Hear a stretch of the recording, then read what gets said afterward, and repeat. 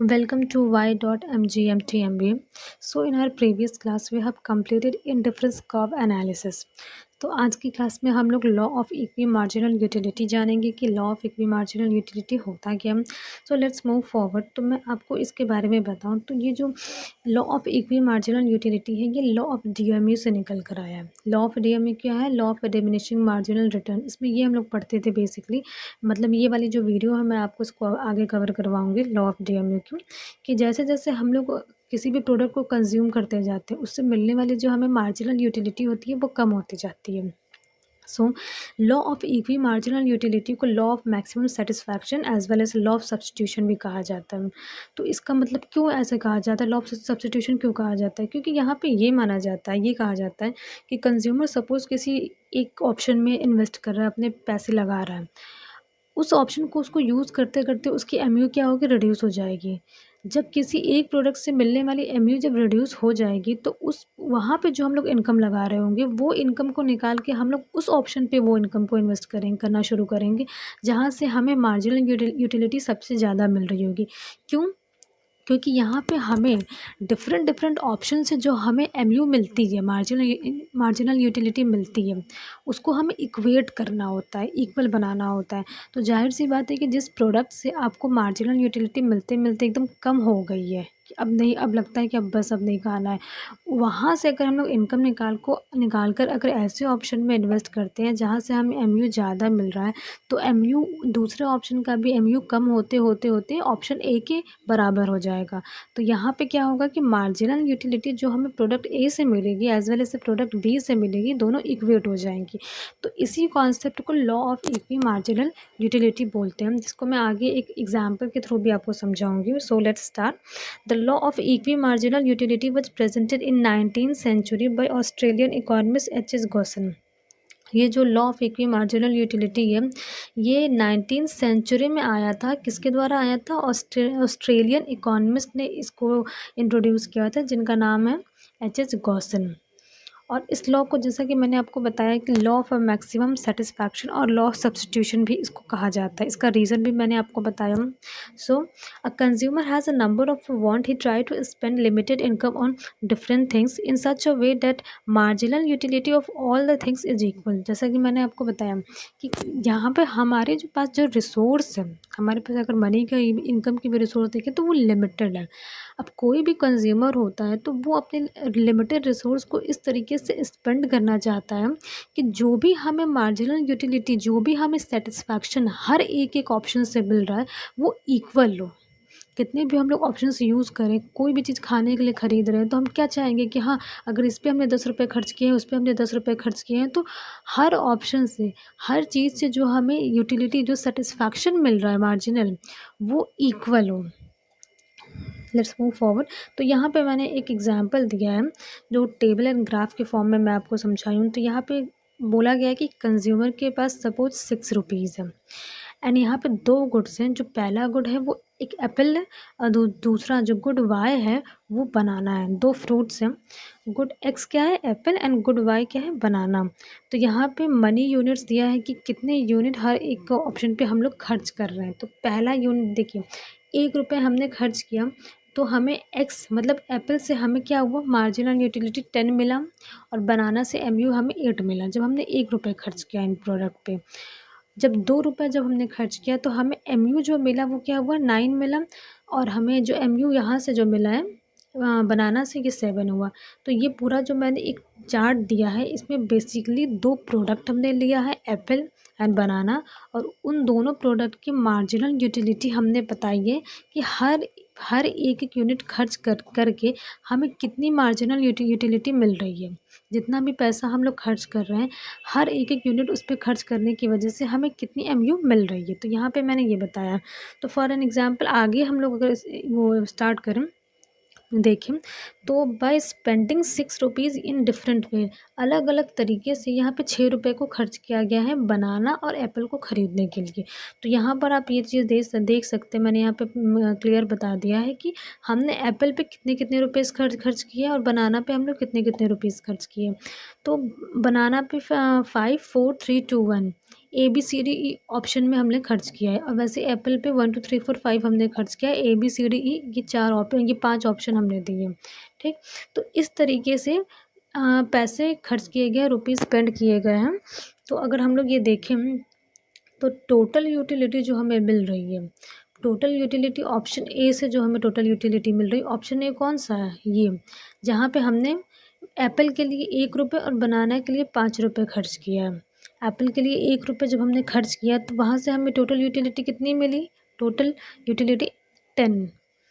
और जब बनाना के लिए जब हमने 5 रुपये खर्च किया तो वहाँ पे हमें टोटल यूटिलिटी कितनी मिली।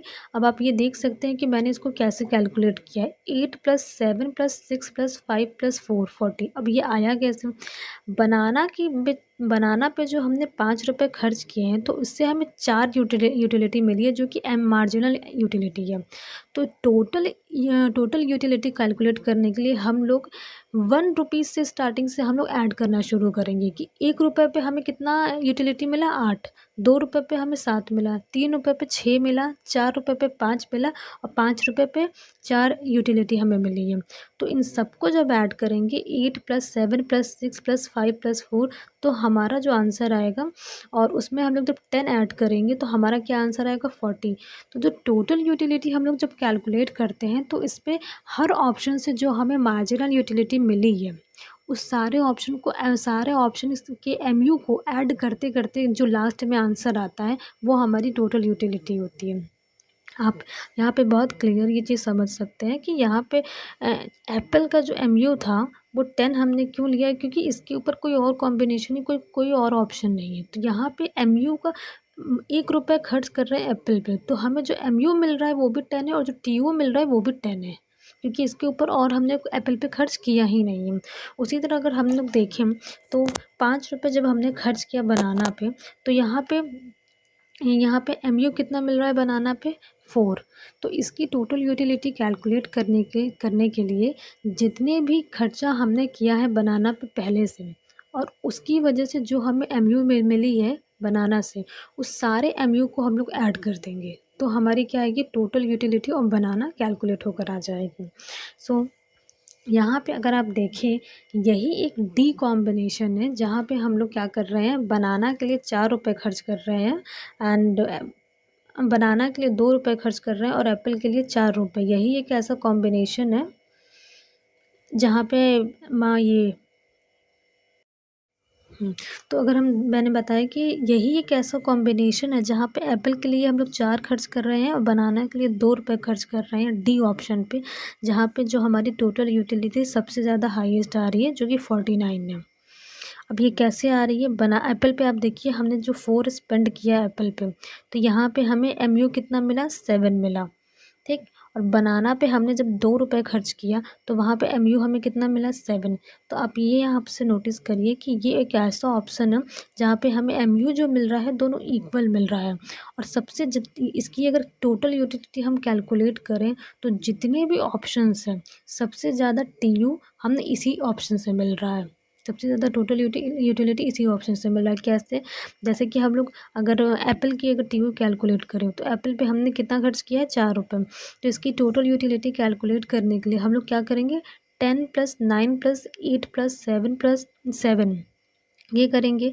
तो यहाँ और उसमें एडिशन हम लोग क्या करेंगे, टोटल यूटिलिटी ऑफ बनाना। तो total utility of banana add करने के लिए हम लोग क्या करेंगे, हमने क्या किया, 2 रुपये बनाना पे खर्च किया तो हमें 7 मार्जिनल यूटिलिटी मिला। अब टोटल यूटिलिटी निकालने के लिए हम लोग 8 + 7 करेंगे, जैसा कि मैंने यहाँ ऑप्शन ए में आपको बताया था वैसे। तो ये जब पूरा ऐड करेंगे तो ऐड करने के बाद जो हमारी टोटल यूटिलिटी आएगी वो 49 आएगी। और यही एक ऐसा कॉम्बिनेशन है, डी कॉम्बिनेशन, जहाँ हम लोग एप्पल के लिए 4 रुपये खर्च करेंगे और बनाना के लिए 2 रुपये खर्च करेंगे। यही एक ऐसा कॉम्बिनेशन है जहाँ से हमें सबसे ज़्यादा टोटल यूटिलिटी मिलेंगी, एज़ वेल एज़ यहाँ पे हमारी मार्जिनल यूटिलिटी जो है 7 = 7, दोनों की एमयू भी इक्वेट कर गई। दो चीज़ें देखिए, एमयू भी इक्वेट कर गई और जो टीयू है वो भी मैक्सिमाइज़ हुई, तो मतलब हमारी सेटिस्फैक्शन लेवल भी मैक्सिमाइज़ हुई है। तो हमें इसमें क्या करना है कि मैंने आपको बताया था ना, इसको बोलते हैं हम लोग लॉ ऑफ मैक्सिमम सेटिस्फैक्शन भी बोलते हैं। तो यहाँ पे दोनों चीज़ हमारी फुलफिल हो गई। अगर मैं आगे यहाँ पे मैंने लिखा है with expenditure of 4 rupees on Apple. देखिए मैंने आपको यहाँ पे पूरा लिख के भी बता दिया कि 4 रुपये अगर हम लोग एप्पल पे खर्च कर रहे हैं और 2 रुपये बनाना पे खर्च कर रहे हैं तो हमारी टोटल यूटिलिटी सबसे ज़्यादा मिल रही है। हमें जितने भी ऑप्शंस दिए गए हैं सबसे ज़्यादा टोटल यूटिलिटी हमें इसी ऑप्शन पे मिल रहा है जब हम लोग एप्पल के लिए 4 रुपये खर्च कर रहे हैं और बनाना के लिए 2 रुपये खर्च कर रहे हैं। ठीक है, तो यहाँ पे हमारी टीओ कितनी आई 49 जो सबसे ज़्यादा मैक्सिमम है। Here MU is 7 for both product. अब मैंने आपको ये भी बताया कि हमें दो चीज़ मिला है, लॉ ऑफ मैक्सिमम सेटिस्फैक्शन भी मिला और law of equi marginal utility, दोनों हमारा ये फुलफिल हो गया। हमें जो एमयू जो मिल रहा है वो दोनों के दोनों फ्रूट से जो मिल रहा है वो 7 हमें मिल रहा है। ठीक, satisfaction level is high by expending 4 rupees on apple and 2 rupees on banana. अब मैंने आपको ये चीज़ बताया, तो मैं आपको यही चीज़ बताना चाहती हूँ कि यहाँ पे किया क्या गया है। यहाँ पे जो एमयू को इक्वेट करने के लिए जो हमने पैसों को जो सेक्रीफाइस करते हैं कि जिससे हमें कम सेटिस्फैक्शन मिलता है उसमें से हम इनकम निकाल के जिससे हमें ज़्यादा सेटिस्फैक्शन मिलता है हम लोग उसमें डालते हैं। और जब हमारे एमयू दोनों प्रोडक्ट से मिलने वाली जो मार्जिनल यूटिलिटी जो होती है वो इक्वेट कर जाती है, इक्वल हो जाती है, तो वो हमारे क्या हो जाती है, वही एक ऐसा पॉइंट होता है जिसको हम लोग क्या बोलते हैं, law of equi marginal utility. Law of equi marginal utility इसी चीज़ को दर्शाता है जहाँ पे मार्जिनल यूटिलिटी जो दो प्रोडक्ट से मिल रही है जब दोनों इक्वल हो जाती है और जहाँ हमें सबसे ज़्यादा सेटिस्फैक्शन लेवल पे मिल जाता है, ये होता है law of equi marginal utility. तो यहाँ पे मैंने आपको ग्राफिकल रिप्रेजेंटेशन से भी ये चीज़ शो किया है। तो यहाँ पे मैंने दो ग्राफ बनाए हैं, जो एक ग्राफ एप्पल का है, दूसरा ग्राफ बनाना का है। तो मैंने आपको यहाँ पे शो किया है कि आप एप्पल पे आप देखिए तो मार्जिनल यूटिलिटी जहाँ 7 है और यूनिट ऑफ मनी जहाँ पे 4 है, ये हमारा जब इसको हम लोग मिलाएंगे, ये वाली लाइन जब हम लोग ड्रॉ करेंगे तो जो पॉइंट निकल कर आएगी वो हमारे इक्विलिब्रियम पॉइंट होगी। और ये किससे इक्वेट करेगी, जो हमने बनाना का जो चार्ट बनाया है जहाँ पे मार्जिनल यूटिलिटी 7 है और यूनिट ऑफ मनी हम लोग 2 रुपये खर्च कर रहे हैं, 2 रुपये खर्च करके बनाना पे 7 रुपये की यूटिलिटी हम लोग गेन कर रहे हैं। तो 7 यूटिलिटी हम लोग बनाना से भी गेन कर रहे हैं और 7 यूटिलिटी हम लोग एप्पल से भी गेन कर रहे हैं। तो ये एक ऐसा पॉइंट हुआ, यहाँ पे भी देखिए मैंने लिखा है इक्विलिब्रियम पॉइंट चार्ट 2 में। यही एक ऐसा पॉइंट है जहाँ पे यूटिलिटी जो है मार्जिनल यूटिलिटी दोनों प्रोडक्ट से मिलने वाली वो इक्वेट हुई है, इक्वल हुई है। अब जो डॉटेड लाइंस मैंने अब यहाँ पे बनाई है, डॉटेड लाइन से मैं आपको ये समझाना चाहती हूँ कि देखिए अगर हम लोग एप्पल में मतलब फर्स्ट चार्ट में आप देखिए, अगर हम लोग इसके लिए एक यूनिट भी अगर कम करते हैं तो हमारी एमयू क्या होगी, मैक्सिमाइज़ होने लगेगी। जबकि हमको करना क्या है कि हमने अब अपने एमयू को मिनिमाइज़ करके बनाना के ही बराबर ला देना है, अपनी यूटिलिटी को, अपनी सेटिस्फैक्शन लेवल को मिनिमाइज़ करके बनाना के बराबर ला देना है। तो यहाँ पे हमारी क्या होगी, अगर हम लोग एक यूनिट को भी सेक्रीफाइस करेंगे एप्पल वाले केस में, हमारी एमयू बढ़ जाएगी। उसी तरह अगर चार्ट 2 में अब देखें, जहाँ पे मैंने बनाना का चार्ट बनाया है इसमें, तो यहाँ पे हमने क्या किया है, एक एक्स्ट्रा यूनिट ऑफ मनी को हम लोग ले रहे हैं, खर्च कर रहे हैं। तो उससे हमें क्या हो रहा है कि हमारी मार्जिनल यूटिलिटी जो है और कम हो जा रही है। मतलब ये कि अगर हम लोग देखें तो एप्पल में भी अगर हम लोग कम कर दें और ये बनाना में बढ़ा दें, ज़्यादा कर दें यूनिट ऑफ मनी, तो ये कभी इक्वेट नहीं करेंगी। यहाँ पे जो मार्जिनल यूटिलिटी जो हमें मिल रही है वो कभी इक्वल नहीं होगी। ये मार्जिनल यूटिलिटी सिर्फ पॉइंट ए और ए डैश पर ही इक्वल होंगी। तो यही चीज़ मैंने यहाँ आपको ये बताया है कि जो मार्जिनल यूटिलिटी जो हमें मिल रही है ए पॉइंट पे इन चार्ट फर्स्ट जहाँ मैंने एप्पल का बनाया है, और मार्जिनल यूटिलिटी जो हमें मिल रही है ए डैश पे दूसरे चार्ट पे जहाँ मैंने बनाना का बनाया। बस यही एक ऐसा पॉइंट है जहाँ पे MU of both product is equal. अब जो चीज़ मैंने आपको एक्सप्लेन किया first chart and second chart में, वही चीज़ मैं यहाँ पे आपको लिख कर भी मैंने आपको दे दिया है। आप इसको अपने पीपीटी के लिए, प्रेजेंटेशन के लिए, क्लास प्रेजेंटेशन के लिए भी आप यूज़ कर सकते हैं। सो देखिए फर्स्ट चार्ट पे मैंने आपको बताया था ना, if you reduce 1 unit of money the MU increases, marginal utility क्या होगी, बढ़ गई। एंड सेकंड चार्ट में अगर 1 यूनिट भी हम लोग मनी की अगर लगाते हैं तो हमारी एमयू क्या होगी, डिक्रीज़ होगी। आप इसका मतलब समझ रहे हैं कि कहीं पे भी हम पैसा ज़्यादा लगाते हैं, मान लीजिए मैं चॉकलेट खरीद रही हूँ, अब चॉकलेट पे मैं क्या कर रही हूँ, 5 5 रुपीज़ की मैं चॉकलेट खरीद रही हूँ और खरीद के खाते जा रही हूँ, खाते जा रही हूँ, खाते जा रही हूँ, तो मैं उसमें अपनी इनकम लगा रही हूँ। बट एक समय ऐसा आएगा कि पैसे लगाते-लगाते मेरा मन भर जाएगा और मेरी मार्जिनल यूटिलिटी जो होगी एकदम सेशिएटी लेवल पे पहुँच जाएगी। अब लगेगा कि नहीं, मुझे अब चॉकलेट नहीं खाना है।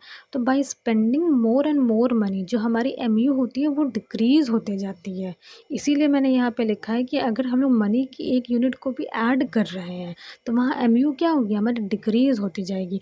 और वैसे ही जैसे सपोज़ दैट मैं चॉकलेट खा रही हूँ, ये दूसरा एग्ज़ाम्पल मैं दे रही हूँ फर्स्ट चार्ट के ऊपर। मैं चॉकलेट खा रही हूँ, मैंने 1 खाई हूँ, 2 खाई, अब मैंने कहा अब मुझे नहीं खानी है। तो अब मैंने मेरा क्या होगा, मैंने अपने मन को दबा दिया। तो यहाँ पे क्या होगा कि हम लोग इनकम को अब इन्वेस्ट नहीं कर रहे हैं उस पे। इसीलिए मेरी जो एमयू है वो अभी बची हुई है। अभी और मैं चाहूँगी कि मैं चाहूँ तो और लेकर खा सकती हूँ अपनी एमयू को डिक्रीज़ करने के लिए। तो यहाँ पे जो एमयू है बची हुई है मेरी यूटिलिटी अभी। तो इसी वजह से यहाँ पे ये कहा जा रहा है कि जो पॉइंट ए है और पॉइंट ए डैश है, जैसा कि यहाँ पे आप देख सकते हैं, यही एक ऐसा पॉइंट है where the utility of both apple and banana is equal हुई है। तो यही जो पूरा कॉन्सेप्ट है ना, law of equi marginal utility, आप इससे समझ सकते हैं इक्वी का मतलब इक्वल। और ये एक ऐसा लॉ है जहाँ पे हम लोग मार्जिनल यूटिलिटी को इक्वल करके दिखाते हैं, ये बताते हैं। तो आप कॉन्सेप्ट पूरा हेडिंग से ही आप समझ सकते हैं ये। तो लेट्स मूव फॉरवर्ड। तो यहाँ पे मैंने आपको कुछ एजम्पशंस दिए हैं। ये एजम्पशन जब ये लॉ को हम लोग फॉलो कराते हैं तो कुछ एजम्पशंस लेने पड़ते हैं, जिसमें क्या है कि there is a no change in the price of a goods. Goods की प्राइस में कोई चेंजेस नहीं होने चाहिए, क्योंकि जाहिर सी बात है कि आपके पास रिसोर्सेस आर लिमिटेड। जाहिर सी बात है कि अगर रिसोर्सेस लिमिटेड है तो पहले से ही एक बंदा डिसाइड करके ये रखता है कि हमें कितने पैसे किस जगह पे खर्च करने हैं। तो अगर प्राइसेस बार बार चेंज होते रहेंगे तो क्या होगा कि हम लोग एक जगह खर्च किया और फिर प्राइस चेंज हो गई तो फिर हम लोग क्या करेंगे, ज़ीरो लेवल पे आ जाएंगे। इसीलिए यहाँ पे प्राइसेस क्या हो, चेंज नहीं होनी चाहिए। उसी तरह कंज्यूमर की इनकम भी फिक्स्ड होनी चाहिए। Than the marginal utility of money is constant. Money से जो एमयू हमें मिल रही है by spending every unit of money, जो उससे हमें एमयू मिल रही है वो भी फिक्स्ड होनी चाहिए, वो भी कांस्टेंट होनी चाहिए, कांस्टेंट। एंड फोर्थ पॉइंट में ये है कि consumer has a perfect knowledge of utility obtained from goods. Consumer को परफेक्ट नॉलेज होनी चाहिए, प्रॉपर नॉलेज होनी चाहिए कि जो भी गुड्स वो यूज़ कर रहा है उससे उसको कितनी यूटिलिटी मिल सकती है, कितना सेटिस्फैक्शन उसको मिल सकता है। Consumer show rational behaviour so he try to seek maximum satisfaction. देखिए, जितने भी इकोनॉमिक्स की पूरी कॉन्सेप्ट होती है, जितने भी लॉज होते हैं, वो रैशनैलिटी पे ही बेस्ड होते हैं। वो वहीं पे बेस्ड होते हैं जहाँ रिसोर्सेस मिनिमम होती है और कंज्यूमर क्या करता है, ज़्यादा से ज़्यादा सेटिस्फैक्शन गेन करने की कोशिश करता है। ये वहीं पे एप्लीकेबल होता है जहाँ रैशनैलिटी होती है। The utility is measurable in cardinal terms. यहाँ पे यूटिलिटी कैसे कार्डिनल टर्म्स में मेजर की जाती है एंड की जाएगी, ऐसा एजम्पशन हो। And consumer has many wants. Consumer के बहुत ज़्यादा वांट्स होंगे तभी तो वो डिफरेंट डिफरेंट ऑप्शंस पे अपने पैसे खर्च करेगा और अपने एमयू को इक्वेट करने की कोशिश करेगा। The goods have substitute. And goods के सब्स्टिट्यूट यहाँ पे होने चाहिए। यहाँ ये जो मैंने आपको एजम्पशंस बताए, ये कुछ एजम्पशन है जो law of equi marginal utility के दौरान ली जाती है, ठीक। और ये इन सारे एजम्पशंस को प्लीज़ आप अपने एग्ज़ाम में प्रॉपरली कोट करिएगा विथ फुल एक्सप्लेनेशन के साथ। Then we talk about limitation. तो मैं इसके लिमिटेशंस अगर बताऊँ इस लॉ के, तो यहाँ पे क्या है, इग्नोरेंस। तो पहला इग्नोरेंस है। तो इसमें इसका मतलब क्या हुआ, सपोज़ जैसे आपको पैसे खर्च करने हैं बट आपको मार्केट में क्या प्राइजेस चल रही हैं, किस प्रोडक्ट से आपको कितनी यूटिलिटी मिल सकती है, आपको इसके बारे में पता ही नहीं है। तो ये इग्नोरेंस ही हुआ। तो ये इस जगह पे ये लॉ काम करेगा ही नहीं। Now the second is inefficient ignorance. तो यहाँ पे क्या हुआ, इनएफिशिएंट इग्नोरेंस। जैसे मान लीजिए कोई ऑर्गेनाइजेशन है, ऑर्गेनाइजेशन में कोई मैनेजर है और मैनेजर को यही नहीं पता कि मार्केट में क्या चल रहा है, क्या किस चीज़ का डिमांड है, कितनी किस चीज़ की प्राइस है, क्या लोग ज़्यादा खरीदना पसंद कर रहे हैं, किस प्रोडक्ट से कितनी यूटिलिटी मिलेगी, किस प्रोडक्ट पे हमें शिफ्ट होना होगा, क्या सब्स्टिट्यूट किस चीज़ का है। अगर मैनेजर को इस सब चीज़ों के बारे में नॉलेज ही नहीं है तो जाहिर सी बात है कि ये लॉ यहाँ पे एप्लीकेबल नहीं करेगा।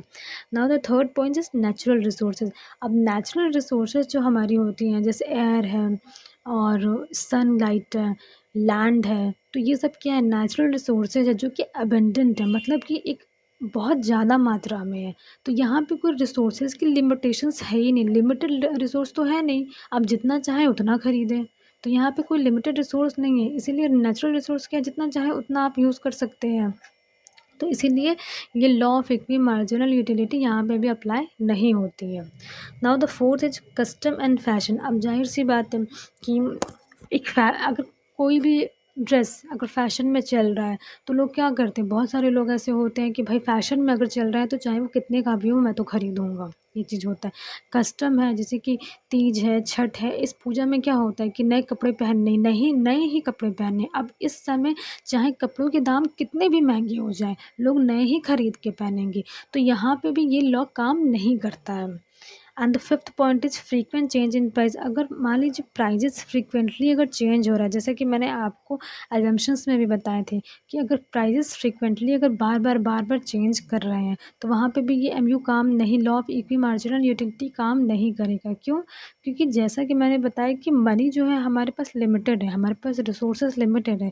तो हम पहले से ही डिसाइड कर लेते हैं कि हाँ मेरे पास 200 है तो 100 रुपये का मैं ये चीज़ खरीदूँगी एंड 100 रुपये का मैं ये चीज़ खरीदूँगी। बाद में मुझे पता चलता है कि अरे प्रोडक्ट ए की कॉस्ट तो बढ़ के 120 हो गई है, तो इससे क्या मेरी प्रॉब्लम होगी। अब ज़ाहिर-सी बात है कि मैं प्रोडक्ट ए खरीद ही नहीं पाऊँगी, क्योंकि मैंने तो पहले से ही डिसाइड कर लिया है ना कि मैं इतने इस पे खर्च करूँगी, इतने इस पे खर्च करूँगी। तो बार-बार अगर प्राइसेज़ चेंज होगी तो इंसान क्या होगा, फिर से वो ज़ीरो एमयू पे आ जाएगा। And the sixth point is invisible good. अब इनविजिबल गुड्स क्या होते हैं, जाहिर सी बात है कि जो गुड्स दिखते नहीं हैं, जैसे कि सर्विसेज, जैसे कि आप डॉक्टर की सर्विसेज लेती हो, आप टीचर की सर्विस लेते हो, तो ये सारी जो सर्विसेज हैं ये इनविजिबल गुड्स में आते हैं। सपोज़ कोई डॉक्टर एक कंट्री से दूसरी कंट्री में माइग्रेट करके जाता है, तो इसको एक्सपोर्ट इम्पोर्ट जो बैलेंस हम लोग बनाते हैं, जो बीओपी बनाते हैं, बैलेंस ऑफ पेमेंट, उसमें उसको शो नहीं किया जाता है। उसमें बस गुड्स एंड सर्विसेज, मतलब गुड्स को ही शो किया जाएगा, गुड्स की वैल्यू को ही शो किया जाएगा, गुड्स की वैल्यू को बस शो किया जाएगा इसमें। इसमें अगर डॉक्टर अगर एक कंट्री से, सपोज़ एक टीचर अगर इलाहाबाद छोड़ के दिल्ली अगर शिफ्ट होता है, या फिर इलाहाबाद छोड़ के अगर पंजाब अगर जाता है, तो इसकी कोई वो नहीं है। अगर एक स्टेट से दूसरे स्टेट में भी जाता है तो किसी को नहीं पता चलेगा, क्योंकि वो तो सर्विसेज प्रोवाइड करता है। तो यहाँ पे क्या चीज़ होगा कि हम यहाँ पे ये कंपैरिज़न नहीं कर सकते कि हमने एक डॉक्टर को हायर किया, एक लॉयर को हायर किया। अब डॉक्टर से हमें ज़्यादा यूटिलिटी मिल रही है कि लॉयर से हमें ज़्यादा यूटिलिटी मिल रही है, हम लोग इसको यहाँ पे ये कंपेयर नहीं कर सकते। क्यों? क्योंकि दोनों जो हैं, दोनों अलग-अलग प्रोफ़ेशन में हैं और दोनों अलग-अलग तरीके से अपनी जो सर्विसेज़ हमें दे रही हैं। तो हमारी जो यूटिलिटी भी होगी दोनों को लेकर वो डिफरेंट ही होगी। इसी वजह से यहाँ पे हम लोग कंपैरिज़न नहीं कर सकते हैं। इसी वजह से यहाँ पे law of equi marginal utility भी अप्लाई नहीं होता है। तो मैंने यहाँ पे आपको पूरा कॉन्सेप्ट बताया। अब इसको मैं एक रिकैप अगर आपको कर दूँ, तो basically law of equi marginal utility ये बताता है, ये कहता है कि इसमें हमें क्या करना होता है कि हम लोग डिफरेंट ऑप्शंस को यूज़ करते हैं, और उस ऑप्शंस पे जितना भी हम लोग इनकम स्पेंड करते हैं, हम चाहते हैं कि जो भी हमें एमयू मिले हर एक ऑप्शन से वो इक्वल हो। तो ये हम यहाँ पे काम हम लोग करते हैं, जिसको 19th सेंचुरी में एच गॉसर एक ऑस्ट्रेलियन इकोनॉमिस्ट थे, वो लेकर आए थे। ऑल्सो मैंने यहाँ पे आपको टेबल एंड ग्राफ के फॉर्म में भी सब कुछ ये चीज़ एक्सप्लेन कर दिया है। यहाँ पे कुछ एजम्पशंस हैं, जो मैंने एजम्पशंस आपको बताए थे, ये आप अपने assumptions as well as limitation आप एग्ज़ाम में ज़रूर कोट करना विथ फुल एक्सप्लेनेशन, तो बहुत अच्छे मार्क्स मिलेंगे। And please like share and subscribe. और कोई भी अगर प्रॉब्लम है, कोई भी लूपहोल्स है मेरी वीडियोस में, देखिए ये पीपीटी, जितनी भी मेरी वीडियोस की पीपीटी है ये मैं खुद बनाती हूँ, ना ये कहीं से डाउनलोडेड है, या ना कहीं से डाउनलोडेड है, और ना ही मैंने किसी से मांगा है इसको, ये मैं खुद बनाती हूँ। अगर कोई भी लूपहोल्स है तो प्लीज़ कमेंट में मुझे ये चीज़ बताइए, ताकि मैं उसको और इम्प्रूव करूँ। And also please like share and subscribe. आपका आप सपोर्ट करेंगे, आप सब्सक्राइब करेंगे, आप शेयर करेंगे, तो इससे मुझे भी मोटिवेशन होगा और मैं और अच्छे-अच्छे टॉपिक्स ला सकती हूँ। Thank you for your attention.